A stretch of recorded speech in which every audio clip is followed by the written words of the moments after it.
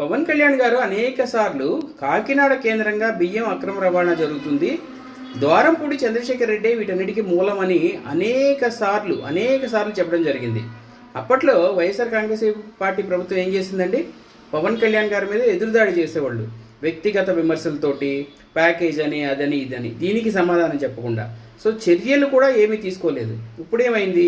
2024 ఎన్నికల తర్వాత కొత్త ప్రభుత్వం ఏర్పడిన తర్వాత నాదెండ్ల మనోహర్ గారు పౌర సరఫరాల శాఖ మంత్రిగా బాధ్యతలు స్వీకరించిన తర్వాత ఇప్పుడు కాకినాడలో రైడ్ చేస్తే 2 రోజుల్లోనే 75 లక్షల కేజీల బియ్యాన్ని సీజ్ చేయడం జరిగింది. ఇదంతా అక్రమ రవాణా జరుగుతున్న బియ్యమే. మరి ఇప్పుడు వైఎస్ఆర్ కాంగ్రెస్ పార్టీ నాయకులు ఏం సమాధానం చెప్తారు? ద్వారంపూడి చంద్రశేఖర్ రెడ్డి ఏం సమాధానం చెప్తాడు?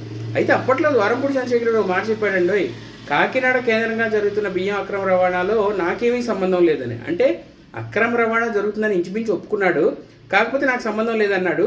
ఇప్పుడు దొరికిపోతున్నాడు కదా, ఇప్పుడేం చెప్తాడో